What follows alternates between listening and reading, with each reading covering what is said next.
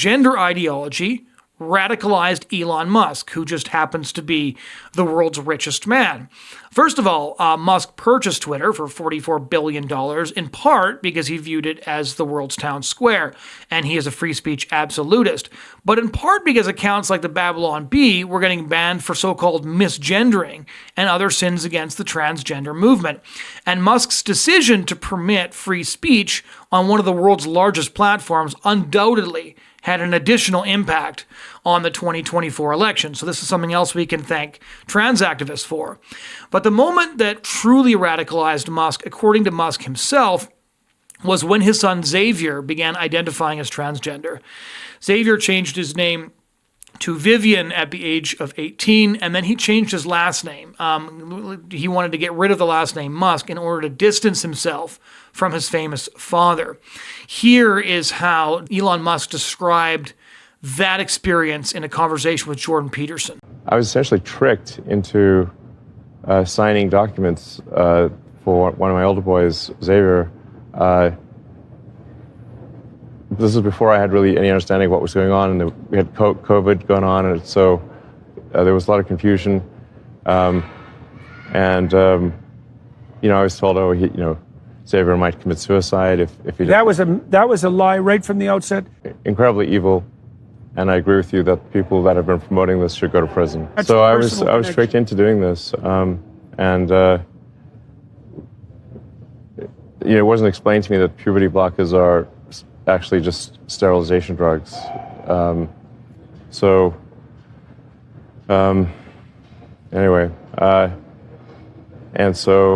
I lost my son, essentially. They call it dead naming for a reason. Yeah, all right. So the reason it's called dead naming is because your son is dead. So my son Xavier is dead, killed by the woke mind virus. I'm sorry to hear that. Yeah. I can't imagine what that would be like. Yeah. So.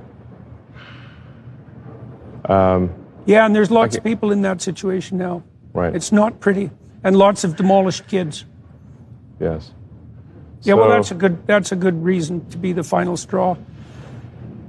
All right, so let's. So I vowed to destroy the woke mind virus after that. And we're making some progress. Join the club. Yeah. See how he ended that story to Jordan Peterson. He thinks to himself, kind of pauses sadly and said, because the woke mind virus killed my son, I vowed to destroy the woke mind virus, and we're making some progress. There is a direct line from transgender ideology infecting the minds of many children who join what is essentially a cult, who end up opting for so-called treatments that perpetrate irreversible damage on their bodies and their minds. And Elon Musk deciding that enough was enough. Elon Musk, the world's richest man, deciding to go to war against the woke mind virus, to go to war essentially against the transgender movement, to go all in for Donald Trump, to purchase the very platform that censored the Hunter Biden laptop story in the 2020 election, which probably moved a lot of votes. If social media hadn't suppressed stories like that, who knows how the 2020 election would have played out. And so we got somebody who got radicalized and then in response went all in for Trump because he saw Trump essentially as the best tool to destroying the woke mind virus that destroyed his own son. And so there's a lot of different conclusions to be taken away from this election. One of those conclusions is that the transgender movement in a decade went from in 2014, when Laverne Cox, the trans-identifying male who played in the TV show Orange is the New Black, was on the front page of Time magazine with the title The Transgender Tipping Point, to the Trump election. I think we're going to see those 10 years as the rise and fall of the American transgender movement. And that after today, we're going to see a steady decline. And if we saw no soul searching whatsoever on behalf of the Democrats, I would say there's still obviously a brutal fight ahead of us. The LGBT movement owns many of the institutions, and they've deeply infiltrated and are deeply embedded in many other institutions.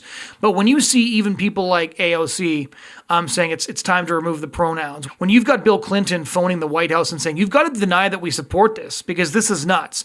When you've got Democrats recognizing that essentially what happened is that they transitioned with the transgender movement, and now they want to detransition. And they want to detransition quickly, but it turns out detransitioning is pretty hard, and they may not be able to do so without irreversible damage. Thank you so much for joining the Bridgehead. We hope you found it helpful, as always. If you enjoyed it, please do like the video, share it around, subscribe, tell your friends to subscribe, leave a comment. You can heckle or harass me in the comments. And if you have some ideas of subjects you really think that we should be covering, you can drop those too. Otherwise, you can find us wherever you get your podcast content. Thanks so much for listening.